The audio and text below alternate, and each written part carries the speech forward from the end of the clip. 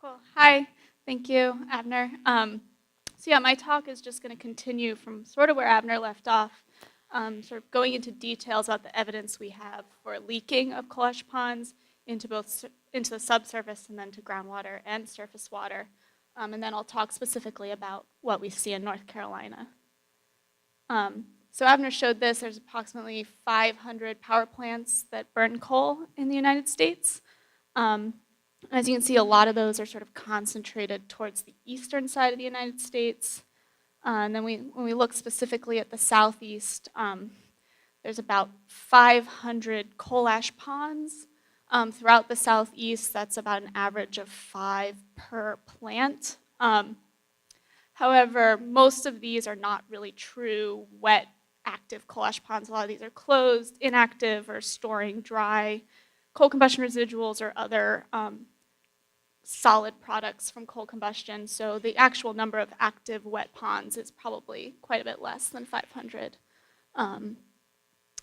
The question we really want to address in this study is, while there are lots of different mechanisms of water impacts from coal ash storage, we're specifically interested in the question of whether or not these ponds are leaking to the subsurface, how common is this leaking to the subsurface, and what is coming with leaking pond water in terms of dissolved constituents that might be potentially dangerous to human and environmental health. So our study design consisted of 2 types of data. The first is we went out to 7 sites across the southeast, where we collected surface water around the ponds, and then we have monitoring well data that we actually collected and sampled at one of those sites. And these we were able to run for our full suite of chemistry, including the stable isotopes that Abner talked about. And then the second set is monitoring well data reported by the Department of Environmental Quality at all 14 plants in North Carolina. And we looked at the 2009 to 2015 data. However, they only tested a very limited amount of constituents, and a lot of these had high detection limits that somewhat inhibited our ability to analyze the data. And then we compared these 2 data sets to regional background water quality, which we determined from both site-specific background or upstream sites. The DEQ data set includes designated background monitoring wells. And then we have values from previous literature in the region, and then our own drinking water well data set from North Carolina that has been sort of accumulated over the last 10 years or so. So the red stars are all our study sites. And 2 of these, we actually tested water around closed or inactive or former coal ash disposal sites just to look at the continuing impacts from closed or remediated ponds. And these are pictures from our study sites, so you get an idea of the types of water sources we sampled. So these are groundwater-fed streams, actual holes in the riverbed where water was seeping out. And here, you can't see it probably so well in here, but there's a cove, and there's sort of iron-rich water coming off the banks into the cove. This is at the Gallatin plant. So these are just different types of areas that we targeted for sampling. And here is the surface water data for those 7 sites. And Abner sort of talked about why we use boron and strontium. They're both very abundant in water that has interacted with coal combustion residues. And then they also have these unique specific or isotopic fingerprints. So this is just concentration, and the gray dotted lines are our designated maximum background sites that we saw in the regional water data. And the circles, is there a pointer?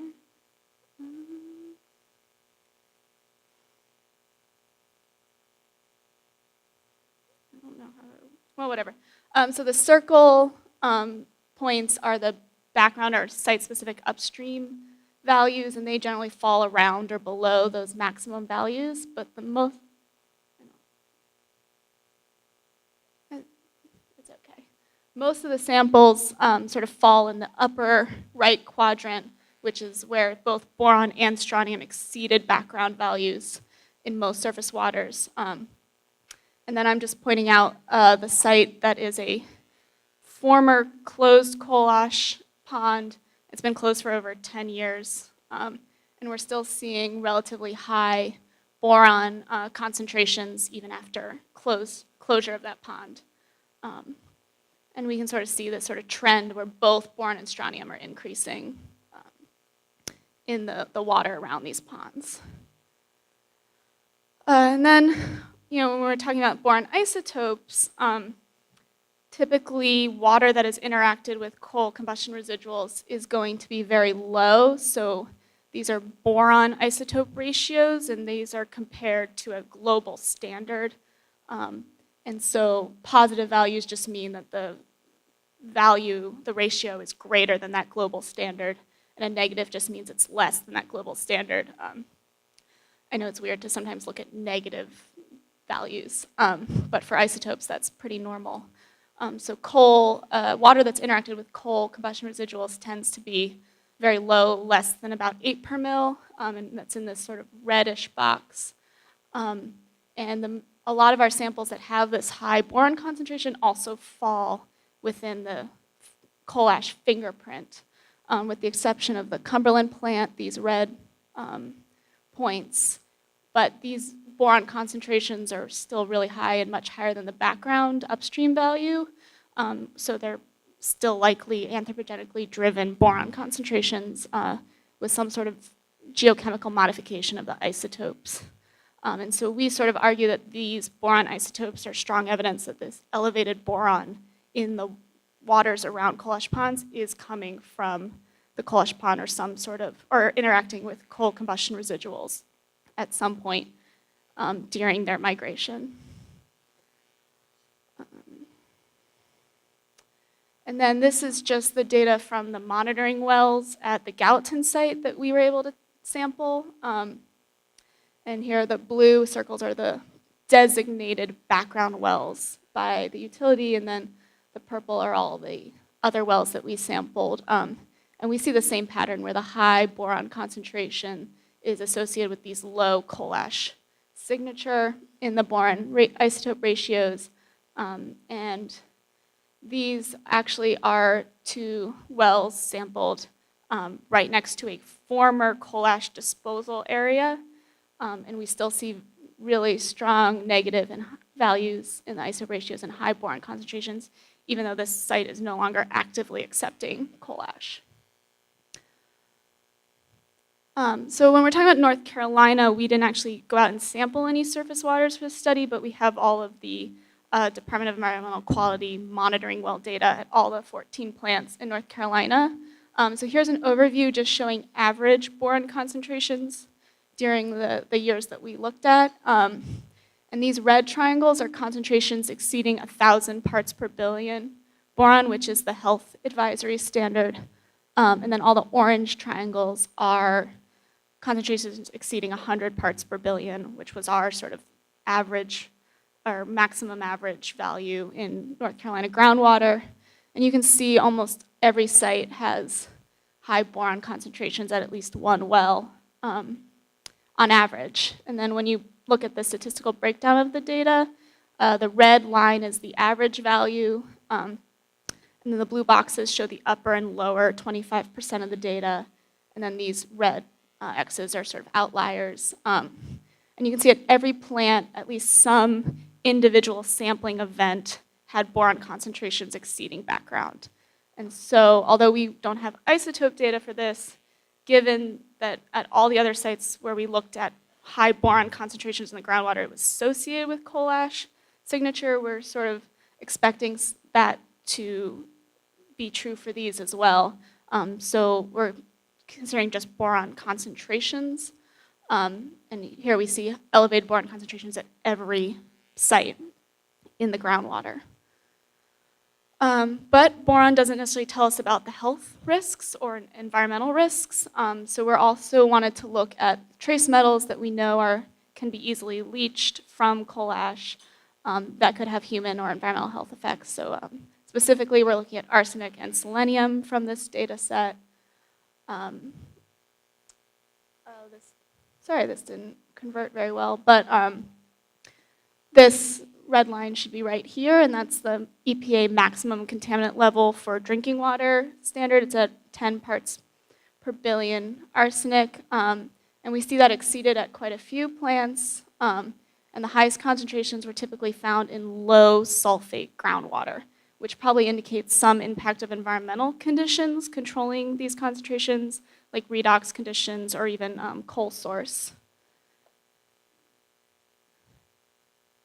And then when we look at selenium, the maximum contaminant level is at 50 parts per billion, so it should be up a little higher. And here we see only 2 sites have concentrations that exceed 50 parts per billion, but that doesn't necessarily seem to be related to the sulfate concentration, so not all trace elements are going to be controlled by the same types of environmental conditions. So in conclusion, we show that the boron concentration and the isotopes indicate coal ash contamination at all the sites that we looked at in the southeast. And this included closed or inactive ponds. However, this doesn't actually indicate that there is impact to drinking water sources or drinking groundwater. We found that 29% of the surface water samples and 7% of the groundwater samples exceeded EPA standards for drinking water or aquatic life. But it seems like there might be some environmental conditions controlling those concentrations, and sulfate specifically might be an indicator of either redox conditions or some other control. And I know Avner showed you this, but just to emphasize the point, we definitely see impact going into shallow groundwater under the ponds and surface water near ponds. But really the big question is that getting into domestic wells? And I think that's a really important area that we need to look into. We have not seen strong evidence for that yet, but we haven't looked at every drinking water well near a coal ash pond in the southeast. So I just want to acknowledge funding through the Nicholas School of the Environment and Southern Environmental Law Center. Several people who helped with sampling, data analysis, data acquisition. So I'll take any questions. This is the reference for the paper that cites all of these figures and data. And this is the website where you can download the monitoring well data if you want to play around with it. So thank you.